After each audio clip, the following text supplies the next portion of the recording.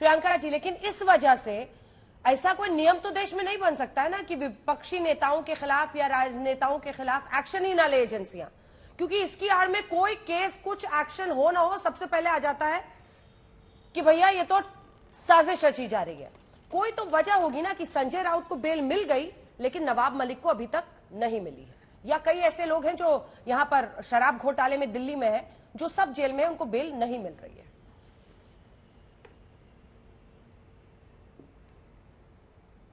वो बेल इसलिए नहीं मिल रही है क्योंकि वो एज ऑफ नाउ उनके लिए एक आंख का वो बने हुए हैं, रोड़ा बने हुए हैं कि किसी भी तरीके से इनको रोका जाए। पर मैं इसमें नहीं जाना चाहती। मेरा एक सिंपल सवाल है, अभी सुधांशु त्रिवेदी जी बता रहे थे इंदिरा गांधी जी कन्विक्ट हुई, पता नहीं, और फिर एक और देवी गौड़ा जी को कहा कन्विक्ट हुए, लालू प्रसाद जी को कहा। 2014 से पहले यही भारतीय जनता पार्टी थी जो चीख चीख कर कहती थी कि सीबीआई ईडी केस पैरेट है और इन पे इन्वेस्टिगेशन होगा। पिछले 9 साल में, 8 साढ़े 8 9 साल में आप लोगों ने कौन सी एक ऐसी कार्रवाई है? आपने सोनिया गांधी जी को घेरा, आपने राहुल गांधी जी को घेरा, आपने बहुत सारे मंत्रियों को घेरा, आपने हर राजनीतिक पक्ष के सीनियर लीडर्स को घेरा। आप मुझे बताएं एक तथ्य और सत्य जो आप देश के सामने उजागर कर पाए। सच्चाई ये है कि ये सारे पॉलिटिकली मोटिवेटेड काम हो रहे हैं, और सच्चाई हकीकत ये भी है जो मैंने आपको बताया, 330 ऐसे पॉलिटिकल केसेस हैं जो पॉलिटिकल लीडरशिप पे हैं, उसमें से 97% ऑपोजिशन के हैं। Last but not the least यहाँ पे यही कहना चाहूंगी कि यहाँ पर जिस तरीके से विपक्ष के नेता जैसे हेमंत बिस्व शर्मा, वो तो अभी डेफेमेशन का हवाला दे देंगे कि मुझ पे कभी कोई अटैक ही नहीं हुआ था। सच्चाई है, उनसे पूछिए कि क्या स्कैम का रोज बातचीत नहीं होती थी, रोज उनके बारे में बोला जाता था। वो वॉशिंग मशीन धुल गया, चीफ मिनिस्टर बने हुए हैं। आप बहुत इतने अनगिनत हैं। महाराष्ट्र में अभी शिवसेना के जो इन्होंने काम किया है, शिवसेना को तोड़ने का काम किया है, वही संगठन, वही पार्टी जिन्होंने महाराष्ट्र में इनको 2 कदम आगे बढ़ाकर, हाथ में हाथ मिलाकर आज महाराष्ट्र में मजबूत बनाया, आज उसी पार्टी को आप खत्म करने की कोशिश करें। किसका हवाला देकर? ईडी, सीबीआई, आईटी का हवाला देकर।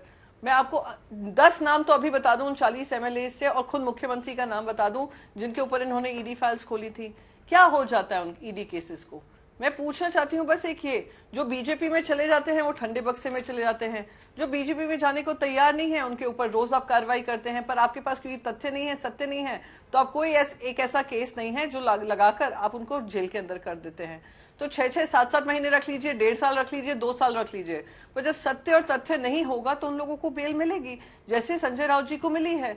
तो आप लोग अगर बार बार सवाल विपक्ष पे पूछा जाएगा, कोई सत्ता पक्ष से भी पूछे कि आज हमारी सारी इंस्टीट्यूशनल एजेंसीज जो हैं, डेमोक्रेसी के टूल्स का ही इस्तेमाल कर डेमोक्रेसी के इंस्टीट्यूशंस को अंडरमाइन किया जा रहा है, वो किसके कहने पर हो रहा है, क्यों हो रहा है? जो चीज उजाले की तरह सबके सामने है, उनसे कोई सवाल नहीं पूछा है। सवाल विपक्ष से ही पूछा जाता है कि आप क्यों संदेह कर रहे हैं। कोई ये तो पूछा, मैं संदेह करने का वजह क्यों दे रहे हैं? 2014 से इनके वक्तव्य पढ़ लीजिए और 2014 के बाद इनके वक्तव्य पढ़ लीजिए, उसी में दूध का दूध पानी का पानी हो जाएगा। सुधांशु जी, जैसे ईडी सीबीआई की कार्रवाई शुरू होती है, लोग ये चर्चा शुरू कर देते हैं, अब इसके खिलाफ एक्शन हुआ, अब ये जेल जाएगा, अब जेल जाएगा, तब जाएगा।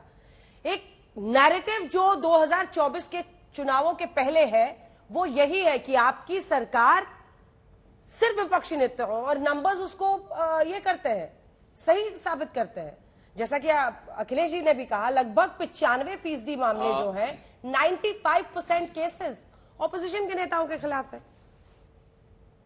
इसके बाद आलोक जी आ रही हूं। देखिए, आपकी बात का भी जवाब देता हूं, प्रियंका जी की बात का भी, अखिलेश जी की बात का। आपने कहा 2024 का नैरेटिव, तो मैं अंजना जी याद दिलाना चाहता हूं 2014 का नैरेटिव क्या था?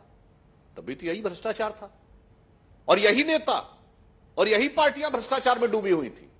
बताइए, 2014 में भी तो यही नैरेटिव था, तब तो हमारी सरकार नहीं थी, ये तब भी उसमें डूबे हुए थे। याद करिए, मैं तो उसमें जाऊं, 1989 के चुनाव में भ्रष्टाचार मुद्दा था, वो फोर्स का, कब? हम लोगों के बचपन के जमाने में। और आज कहने का प्रयास करते हैं जैसे सब कुछ 2014 के बाद हो रहा, उससे पहले एकदम पाक साफ, एकदम उजले थे, जबकि तमाम लोग, मैंने कहा ना कि जेलों में आते जाते, कोर्ट कचहरी के चक्कर काटते रहते थे। अब जो प्रियंका जी ने कहा, अपने पहले वाक्य में कहा कि वो लोग इसलिए बेल नहीं मिल रही है कि उनकी मार्ग का रोड़ा बने हुए हैं, और संजय राउत जी को बेल मिल गई, तो मतलब संजय राउत जी हमारे आपके हिसाब से हमारी मार्कर ऑर्डर नहीं है, या संजय राउत जी को बेल मिल गई तो न्यायपालिका बहुत अच्छे ढंग से काम कर रही है, वो सत्य की विजय है, और जिनको नहीं मिल पा रही है वो सरकार का पूर्वाग्रह है। इस ढंग का जब आप लोग दोहरा लॉजिक देने का प्रयास करते हैं तो देश की जनता को यह बात समझ में आती है। दूसरा, आपने कहा कि आपकी पार्टी को तोड़ने के लिए इसका प्रयास हुआ। अरे मान्यवर, आपकी पार्टी टूटी नहीं है, आपकी पार्टी थोड़ी सी बची है उधर, बाकी मेजॉरिटी पार्टी दूसरी तरफ चली गई। तो कहने का भाव तो आप शायद ये कह रहे हैं कि आपकी पार्टी में 90% लोग करप्ट थे क्या, जो दबाव में आ गए? ऐसा कैसे हो सकता है? ये तो वो पार्टी थी जिसका चिन्ह ही शेर था, और वो आप कह रहे हैं दबाव में आ गए, तो बात हजम नहीं होती। हकीकत कुछ और थी। हेमंता विश्व शर्मा जी के बारे में जो लोग बार बार कहते हैं, जिस वाटर घोटाले की बात करते हैं, इसको ये लोग कहते थे खुद घोटाला, कहते थे नहीं है, हम लोग मानते थे शक है। और भाजपा में आने के बाद भी हेमंता विश्व शर्मा कलकत्ता में सीबीआई के सामने अपीयर हो चुके हैं, उनको एक बार सम्मान किया जा चुका है। ऐसा नहीं है जो कहने का प्रयास कर रहे हैं। अब मैं अखिलेश जी की बात का जवाब देता हूं। अखिलेश जी कह रहे हैं सीबीआई के डायरेक्टर का उल्लेख। मान्यवर, सीबीआई के डायरेक्टर में तो नेता प्रतिपक्ष भी होता है पैनल में, तो जरा दिखाइए अपना नोट ऑफ डिसेंट का कागज, वो फाइल में कहीं खो गया है क्या?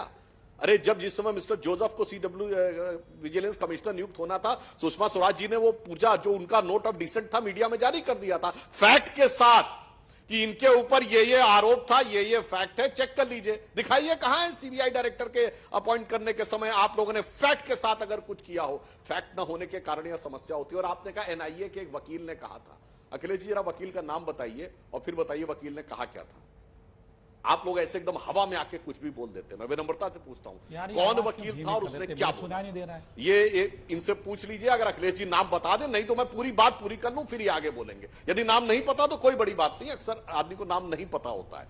मैं बता देना चाहता हूं, वकील का नाम था रोहिणी सालियान, और उसने यह मुद्दा बनाया था कि जब असीमानंद ने अपना कन्फेशन कर दिया था, जिसका कोई कोरेबोरेटिव एविडेंस नहीं था, तो उसने सरकार को सलाह दी थी कि केवल एक वक्तव्य के आधार पर जितने मुस्लिम आरोपी हैं उनके केसेस विड्रॉ कर लिए जाएं और सिर्फ हिंदू आरोपियों पर केस रखे जाएं, किसमें? समझौता एक्सप्रेस ब्लास्ट में। अब इस ढंग का अगर एब्सर्ड कोई सुझाव देगा वकील को, कि जो ये नहीं कहेगा फैक्ट के बेस पे, वो कहेगा कि समुदाय देख के ऊपर तय किया जाए, तो फिर सरकार उसके बारे में उसको आपत्ति करेगी।